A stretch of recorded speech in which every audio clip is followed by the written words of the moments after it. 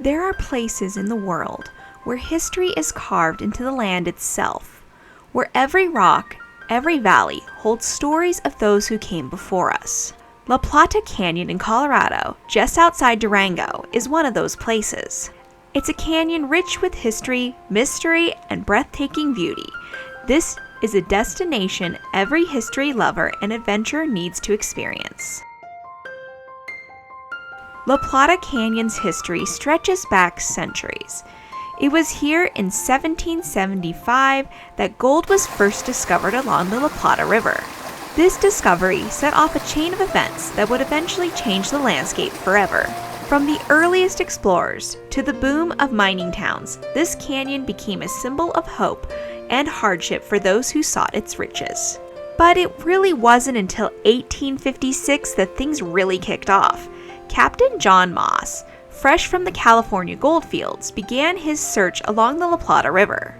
What he and his friend found wasn't just gold, but quartz, evidence of lode mines that could promise even greater rewards. Moss returned in 1873 with even more prospectors, and with supplies running low, they struck a deal with Chief Ignacio of the Southern Utes. In exchange for 100 ponies and blankets, Moss secured a treaty allowing them to mine and farm 36 square miles of the canyon, and this deal would forever shape the future of La Plata Canyon. As word spread of gold, two groups converged on the area, Moss's party and a group from Arizona. In the spring of 1874, the two groups met and decided to work together. They founded Parrot City. This was the first of several boom towns in the canyon, and they set to work building blacksmith shops and a few ditches to wash gold out of the river gravel. By the late 1800s, the area was bustling with activity. Parrot City became the county seat with several hundred residents, calling it home. But it wasn't long before Durango's growth, which was boosted by the Denver and Rio Grande Railroad, outpaced the small mining town, and Parrot City faded into obscurity. La Plata City, just a little further up the canyon, was another hub of activity. By 1882, it had its own post office, schoolhouse, and the population was almost 500. But, like many mining towns of its era, the boom was followed by an inevitable bust. The post office closed in 1934, and by then, most of the population had moved on. Now let's talk about the mines. The most famous mines in the area are the Cumberland Mine and Comstock.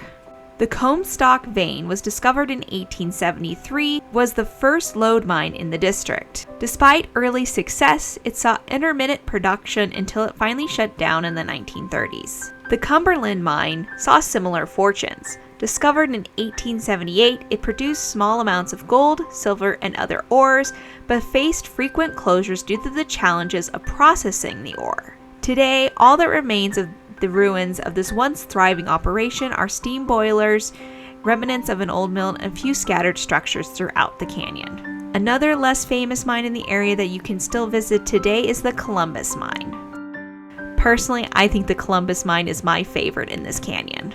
Today, La Plata Canyon offers visitors not just a chance to connect with nature, but to step back in time.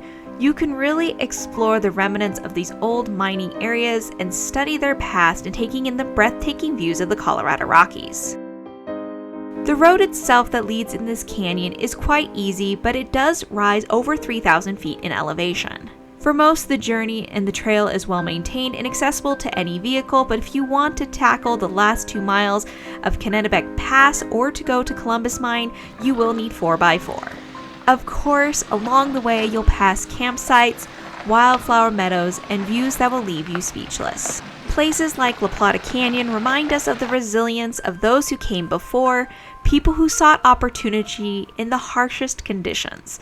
The miners, towns, and structures they left behind are fragile remnants of a long time past. But they remain an important part of our history. By visiting and learning about these places, we help preserve their legacy for future generations. So really, this is a great destination no matter what you're looking for, whether you're looking for just a scenic hike, an off-road adventure, or to take a tour through history. La Plata Canyon is the one you should be looking for if you're in the Durango area. Thanks for joining us on this trip that's filled with rich history. Be sure to like and subscribe and hit that bell for more journeys into the past and incredible places we'll be sharing here soon. But bye for now.